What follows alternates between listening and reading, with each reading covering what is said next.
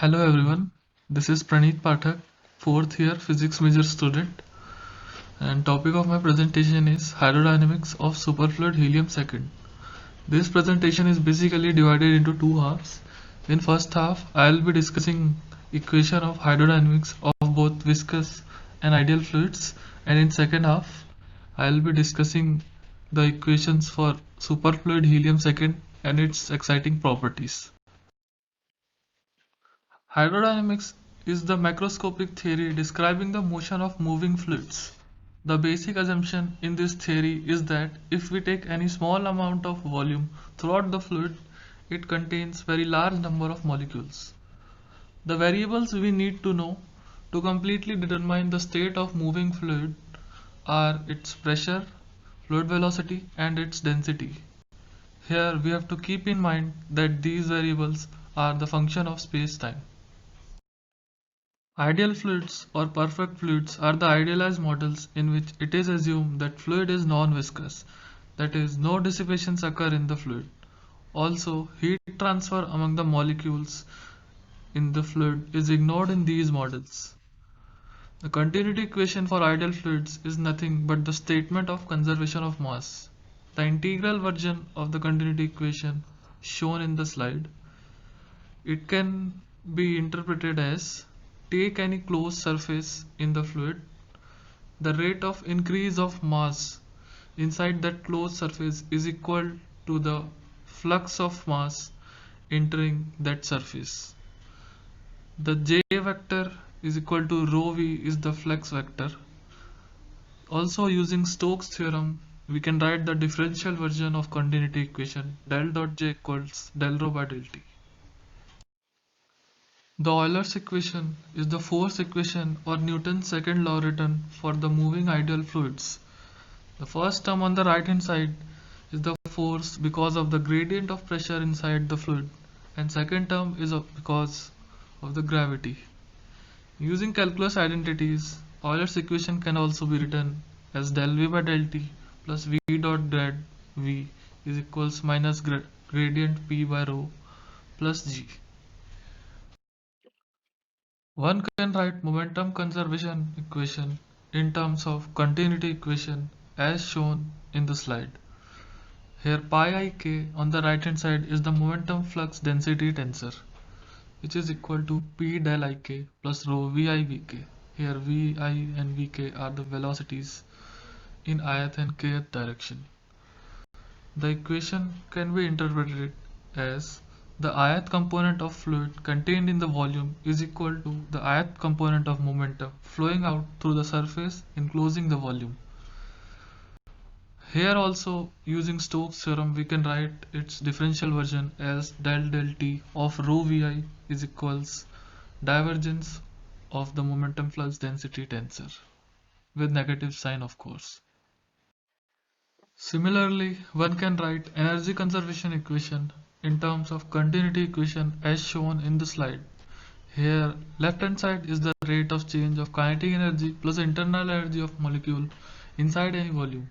Right hand side is the kinetic energy plus internal energy current plus the current of pressure work on the fluid flowing out of normal to the enclosing surface integrated over the volume per unit time.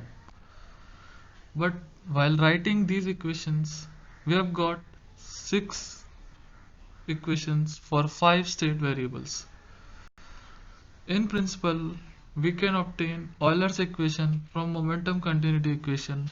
Therefore, we have in total 5 independent equations for ideal fluids. The boundary conditions for ideal fluids is that normal component of fluid velocity at the vicinity of boundary wall must vanish in the rest frame of boundary wall. If boundary wall is moving in some frame, the normal component of that fluid velocity must be equal to the velocity of boundary wall. In viscous fluid models, the non-dissipation assumptions of ideal fluids are relaxed. The viscous fluids also follow same mass continuity equation as followed by ideal fluids. The momentum conservation equation is slightly changed. In momentum flux density tensor, One more term is added, this sigma ek term, which is called viscosity stress tensor, and its expression is given in the slide.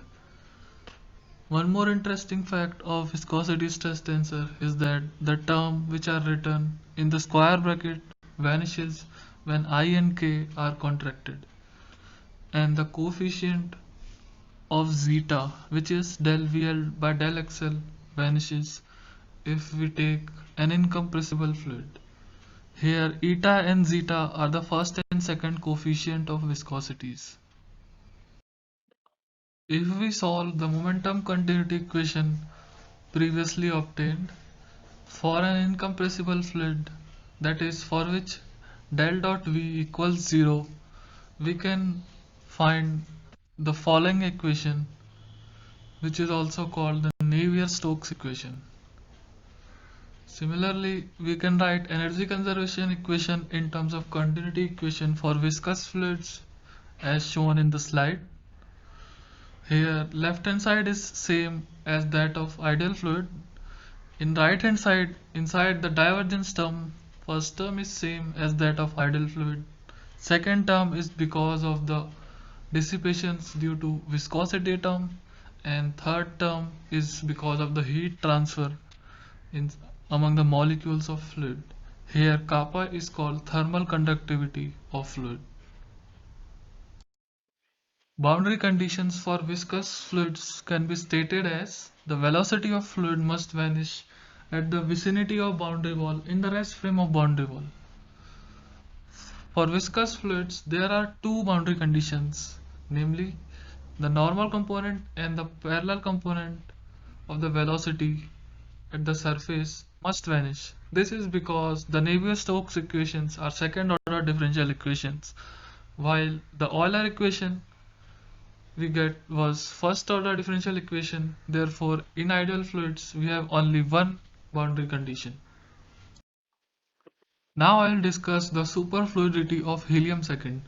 Most of the fluids, when cooled at very low temperature, tends to solidify, but this is not the case for helium-2. It remains in its fluid state even at very low temperatures. There is a critical temperature called lambda point, below which it shows very exciting properties, among which superfluidity is one of them. The lambda point is at 2.19 Kelvin for helium-2. Below lambda point, the fluid helium-2 behaves as if it is a mixture of two non-interacting fluids, which are ideal and viscous. The ideal component is called superfluid component, while the viscous component is called normal component. At lambda point, second order phase transition takes place.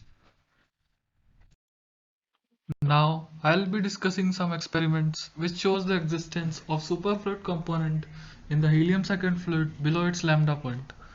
When helium-2 fluid is taken in a rotating cylinder, the superfluid component will stay at rest since it's non-viscous, and the normal component will rotate along with the cylinder since its viscosity is finite. We can take the ratio of observed moment of inertia and the expected moment of inertia. The expected moment of inertia is calculated while assuming whole fluid is rotating.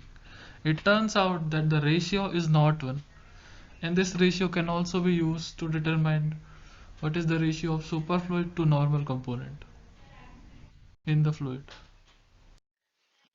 Also, it is observed that when helium-2 superfluid is taken in a vessel, the superfluid component, because of its zero viscosity, creeps out of the container. This phenomenon is the consequence of its zero viscosity, and it creeps out while forming very thin film. So these are the hydrodynamical equations for helium-2 superfluid. The density of fluid can be taken as the sum of superfluid component and normal component. Since superfluid component follows potential flow, that is curl of superfluid velocity equal to 0, therefore superfluid velocity can be taken as a gradient of some scalar potential. The normal component because it has some finite viscosity, follows Navier-Stokes equation as shown. The superfluid boundary condition is same as that of ideal fluid, that normal component of fluid velocity at the vicinity of boundary wall vanishes, and the normal component of the superfluid follows no slip boundary conditions, that is the fluid velocity vanishes at the vicinity of boundary wall in the rest frame of boundary wall. The application of hydrodynamical equations for helium-2 fluid leads to the propagation of sound, and two velocities of sound are found in the helium-2 fluid below its lambda point, which are u1 equals square root del p by del rho and u2 equals square root t s square rho s by c rho n. Here c is the specific heat capacity of fluid.